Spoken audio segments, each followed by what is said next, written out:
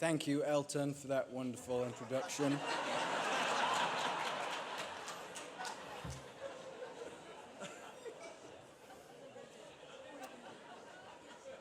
All right. You want me? Fucking well, come and find me. I'll be waiting with a gun and a pack of sandwiches. Thom Yorke has always had a way with words. Over his almost 35 years of releasing music, he's taken feelings of anxiety and alienation and turned them into atmospheres, anthems, and art. From guitars to glitches, he has time and time again shown us what the future sounds like. Never compromising, a restless creative, an artist in its truest form. There are no two songs that sound alike. For so many of us, he lives atop this magical music mountain that we're all attempting to climb. Some of you heard Radiohead albums at the time they were released. Not all of you, but some of you. Their debut album came out the year before I was born. Yeah. I'm just going to let that sink. So I discovered their songs over time growing up, inhaling the secondhand teenage angst from the stairs separating my sister's bedroom from where I sat below doing my homework. Thank you to my Uncle Michael for burning her numerous CDs as he tried to convince her of some of what he referred to as some of the weirder stuff. I found them again at parties, in treasured moments alone. I lost my virginity to talk show hosts.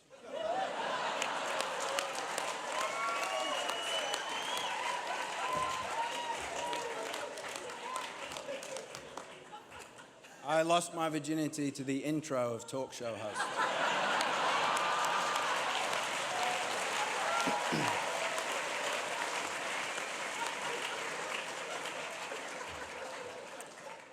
Thom's work is music that is felt.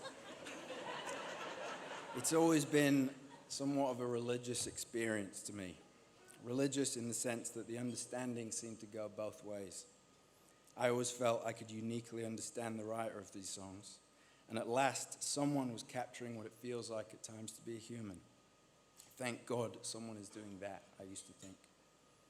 That alien, that prowling ghost, that angry prophet, Thom Yorke. I cannot overstate how his work has influenced my belief in the purpose of the arts in our world today. And I cannot overstate how much his work continues to influence me. Without exit music, there would be no watermelon sugar. Imagine that.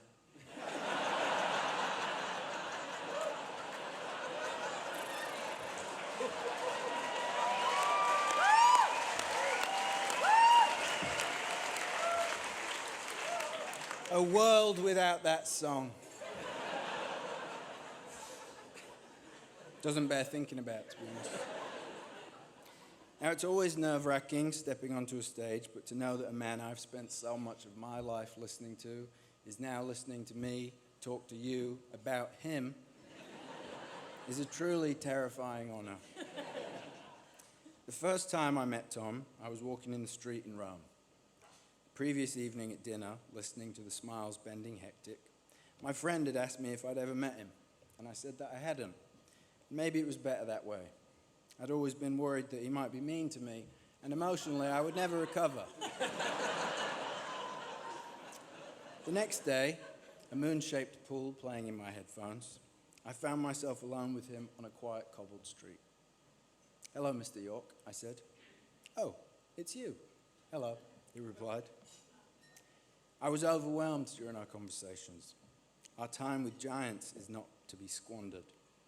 The weight of the moments with the men who have made us is to be noticed.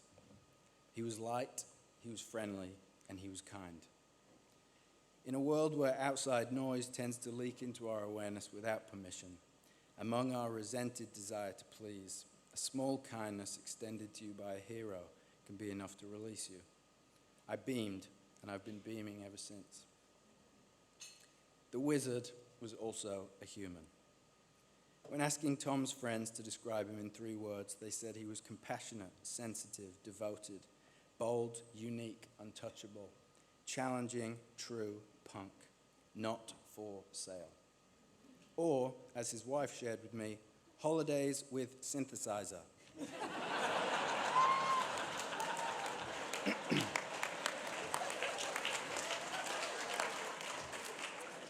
To quote Tom, "I have no idea what you're talking about. Your mouth moves only with someone's hand up your ass. Has the light cut out for you? Because the light's gone out for me. It is the 21st century." The message is clear. Commit to your humor and your heartbreak. Only cowards meet our complicated, beautiful world with distance. It's an honor to be here tonight to present him with this recognition of his enduring influence on British music. Radiohead is my favorite band. Thank you, Tom, for everything.